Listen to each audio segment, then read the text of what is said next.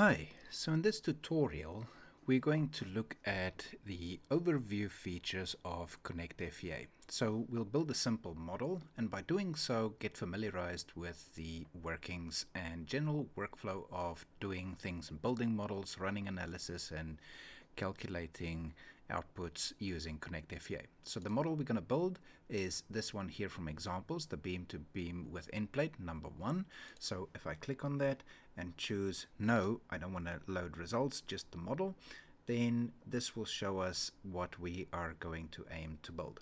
So we'll load this model, and you'll notice when we loaded that model it came up with a processing dialog saying that it's computing some elements and resolving some overlaps in geometrical entities, and that's just the system understanding the connectivity of the elements within this particular project. It's a simple project. We can see that we've got a main beam running here along the y-axis. We've got an incoming beam coming in from the x-axis, an end plate that is welded to the secondary beam, and then we've got a bolt group and a weld group connecting that plate to this element here. Right, so that's the model that we're going to build, and we're going to use the input workbook and some of the tools here in the ribbon menu to achieve that. We won't go into a lot of detail. This is just an overview. I just want to show you how to get started, and by doing so also familiarize yourself with the interface. So let's jump straight into that. Let's have a look at the input workbook. So we're going to create a new model. I'm not going to save that sample project. We'll create a new model and we'll just enter some information here on the first sheet. So the input workbook functions similar to any spreadsheet. You can see we've got columns here at the top, row numbers here on the left. When we select the cell, we can enter cell formulas if we want, which we'll do a bit later on.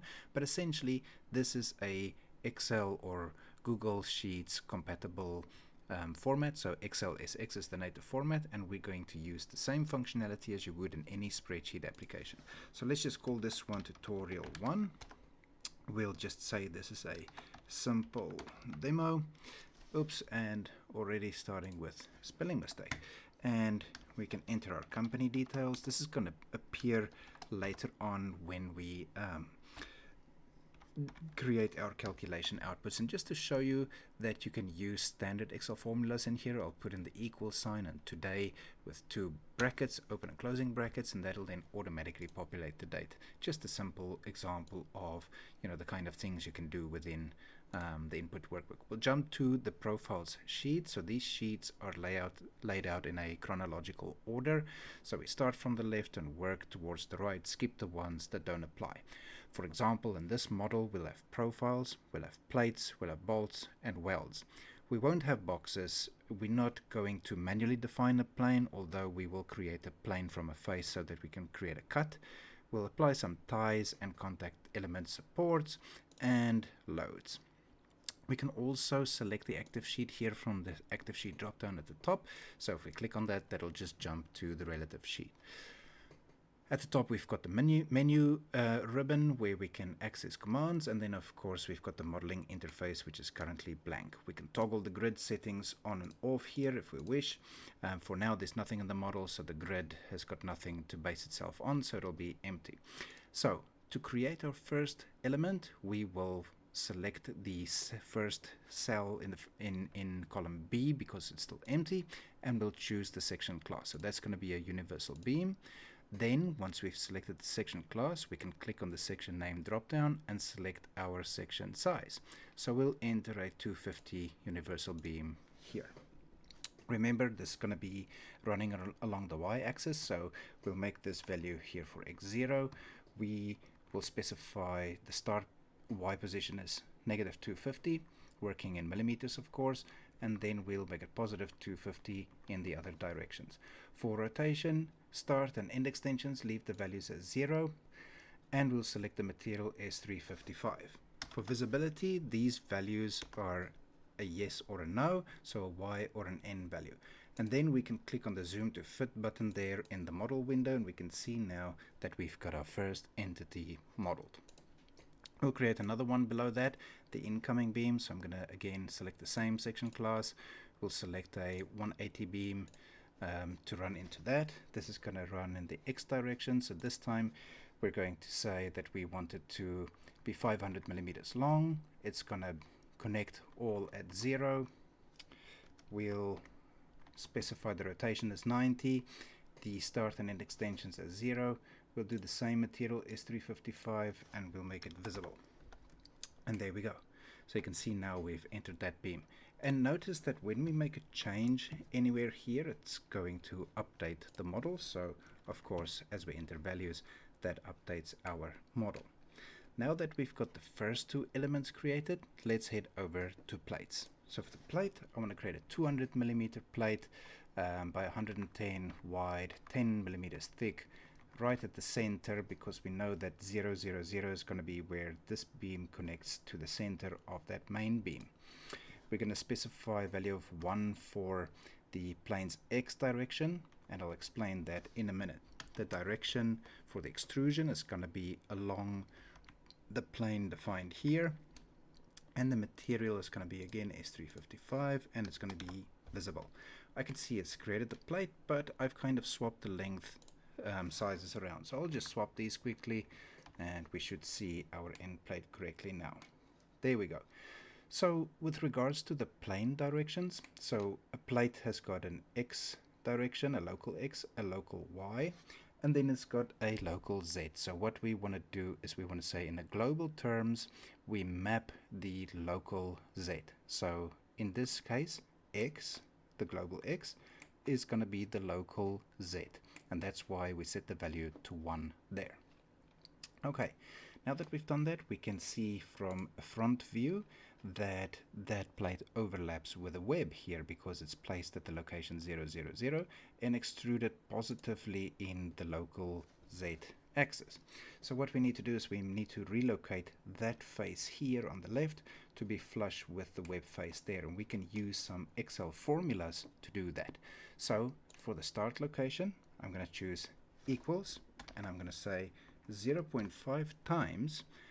We'll go back to profiles and we'll say it's going to be 0.5 times the web thickness of the main beam. And notice these columns here from O onwards in gray would be automatically populated when we enter the section information in the profile rows. We'll just close that formula. That's going to automatically relocate that plate for us, and we can see it's now perfectly sitting on top of that face where we intended to. Now we have another issue. We can see that this beam is obviously running all the way through all of these members, which is not what we want. So what we'll do is we'll go to the model ribbon and we're going to choose cut by face. When we do that, notice in the command window here at the bottom, it says select a face. So we will select the face here on the plate, then we'll select the beam. The component window opens. We can see which side we want to cut. If it was the wrong side, we can change that, of course, and we click on OK. Now we've got a perfectly matching member connecting to the plate and the plate connecting to the main member again. So the next step for us is going to be to create the bolts. Now we can manually enter the bolt parameters here, but it's much easier using the bolt group tool. So we'll click on bolt group. We're going to select the plate, then the face that we want to attach the inner side of the head of the bolt to. Then we'll select the member it connects to, which is the profile, the main profile, and then this face here, which is going to be where the nut connects to. You'll see once we do that, it's going to, in the component window, visualize that for us, and that's exactly what we want. I'm going to switch to a front view here because it helps me to see what's going on. And instead of changing the diameter here, I'll just change the material to M1288, which is this one, and that's automatically going to drive the diameter size as well. So that just saves me a click. If I change the diameter here, for example, it's not going to update the material, but if I change the material, since it already contains the diameter size here, it's automatically going to update that. So it just makes it a bit easier. And you can see here, it's a pretty straightforward bolt group dialog. We can increase the number of rows or decrease them, same with the number of columns, and then of course we can set the spacing. So if we set that to, let's say, 80, and we do the column spacing as 60, That's what our bolt group's going to look like, and we can click on OK. When we do that, you'll notice it's going to compile the model, and it says subdividing overlapping surfaces.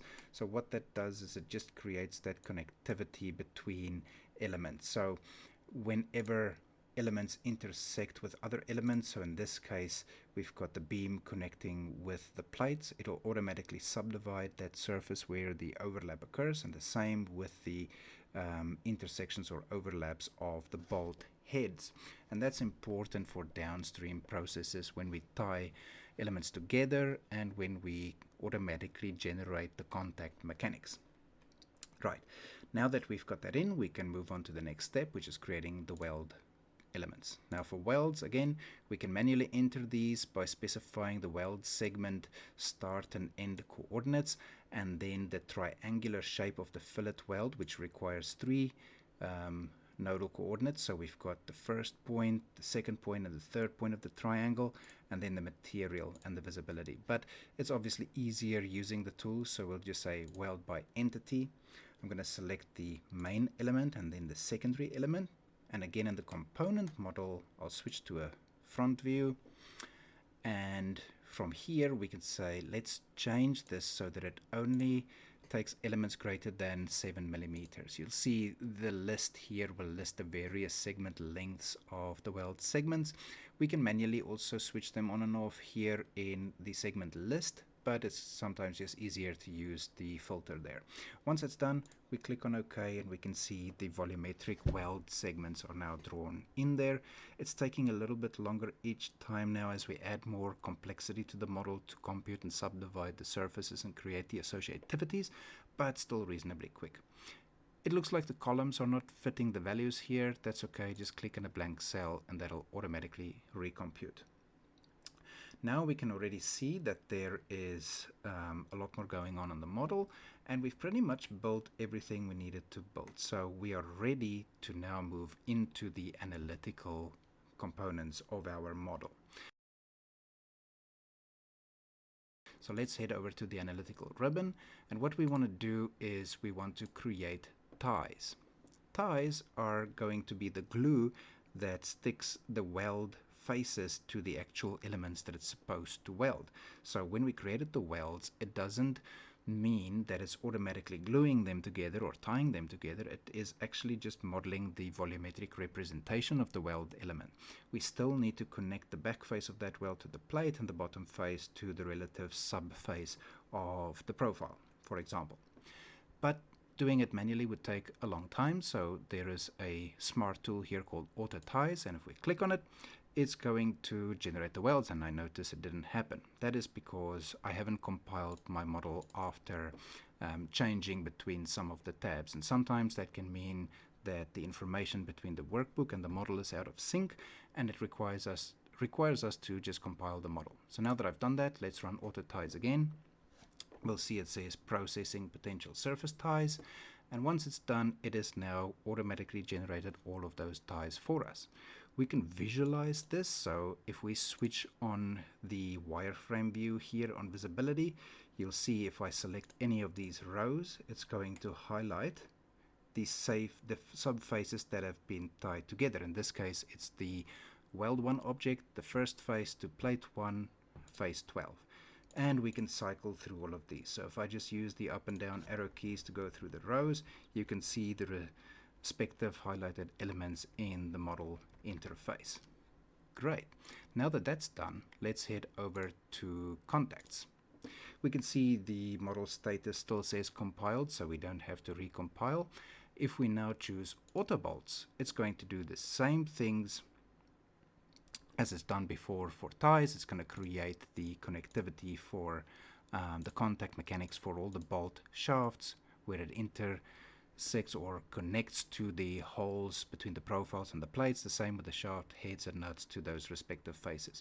We might want to create some additional contact elements, so I'm going to create a contact between the backside of this face of the plate and then the connecting subface of the profile. I'll create another contact for this front part of the beam where it actually contacts with this subface of the plate, and that's just to ensure that those elements, when they start deflecting and displaced because of loading, that they don't intersect with other elements but actually creates a contact surface. So that's the contact mechanics. Finally, we're going to create our supports and loads. So I'll click on the create support tool here. I'm going to create a fixed support on both ends of this main beam. So I'll select the main beam and then the face. The translation and rotation settings is either yes or no. We'll make all of it yes for a fixed support, and we'll do the same on the other side. So I'll also select that face, and if we now click on the various rows, you'll see it'll highlight the supports. We'll do the same for load. So we click on load, select the main element, select the face to apply the load to. I'm not going to do a displacement or rotation. We'll do a force, and we'll specify a value of negative 115 kilonewtons in the global Z directions. Once I do that, it's applied. That's pretty much all we need to do. Maybe there's one more step. We want to have a preview of our model. So what I'll do is I'll rotate the model by, and if you haven't noticed by now, but if you hold in the mouse wheel button without any other keys, no control or shift keys, just hold in the mouse wheel button and move your mouse. That will allow you to rotate the model. Obviously, scrolling the mouse wheel means zooming in and out. You can also use the toolbar here in the model view. But position your view as you would like it to appear in your preview. Go to the model ribbon and choose Update Preview. That'll take a snapshot and place it inside your project workbook. And now, when we save this using the Save As command, we can load it up easily again in future.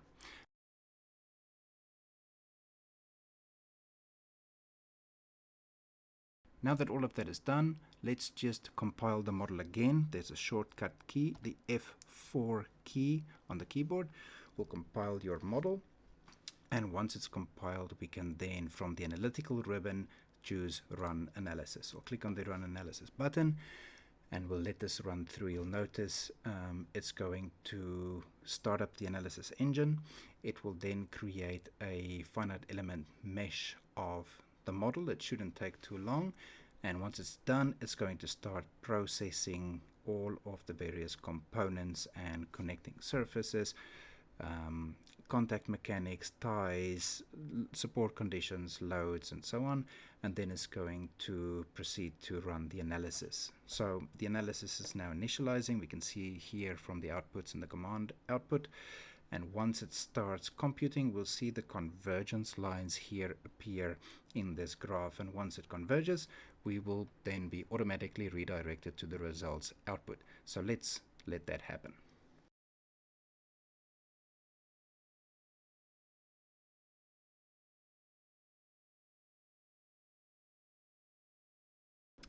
Right, so when the analysis has converged, we can see we're greeted with the results output window, and by default we can see from the output field we've got displacement pre-selected, and the component's going to be all directions. We can switch that to X, Y, or Z only.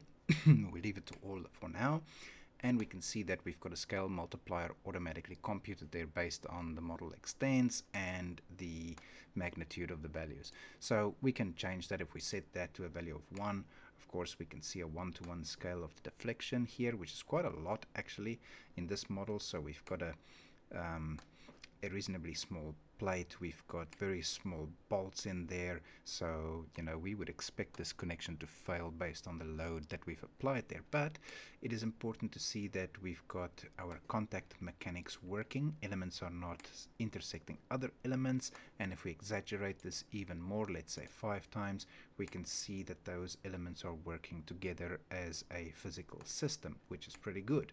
And of course we can see the buckling and crippling there in the member. So that means whatever we've set up is behaving the way we expect it to.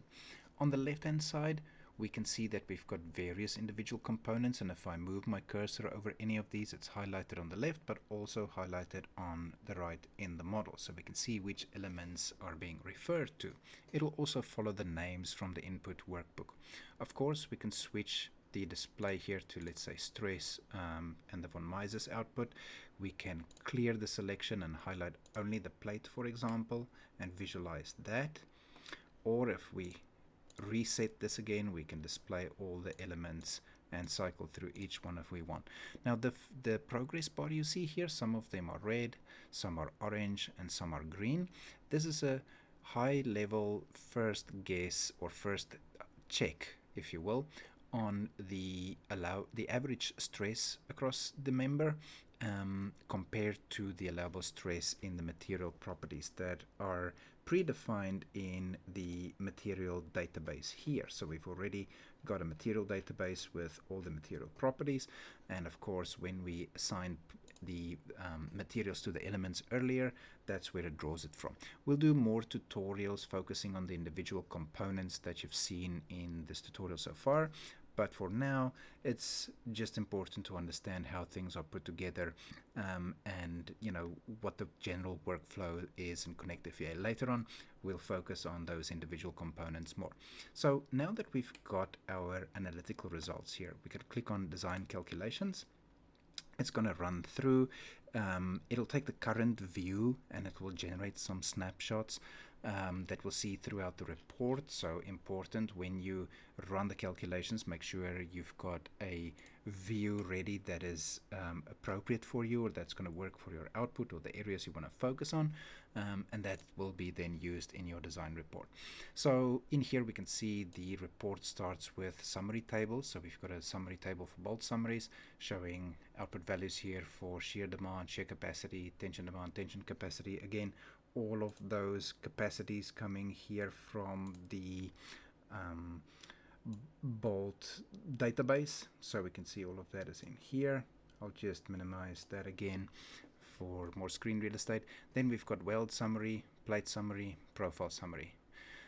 Then the report dives into details, so it'll break down the calculations for each bolt. There are 4 of them, so we'll see 4 bolt calculations. Then it will do the weld group. So it's quite smart. It'll pick up the weld group automatically based on the connected elements. So we can see that weld group for the profile to the plate is automatically grouped together, and it tells us plate 1 to profile 2. We can see the weld group properties, and we can also drill down to the per segment results for each of those weld segments. Then we've got the plate elements with the bolt bearing there, so it'll do a couple of checks for that. And then we've got the profile output here again for the bolt elements interacting there. So if we had more complex models with multiple elements coming into different elements, it'll generate the report based on the connectivity and the logic of the setup. So essentially that is how we create a simple model in ConnectFEA. And as I've shown you here, we can make it parametric. We can use the properties of the geometry that is populated within the various sheets here to drive other elements and make them move automatically.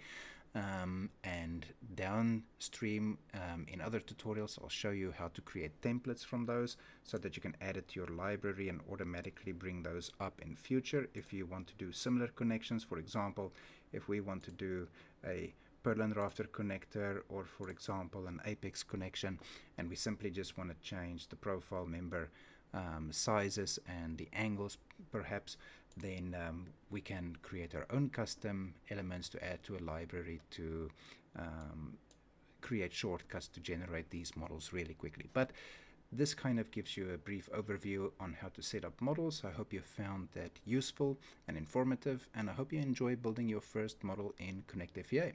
Okay, see you soon. Bye.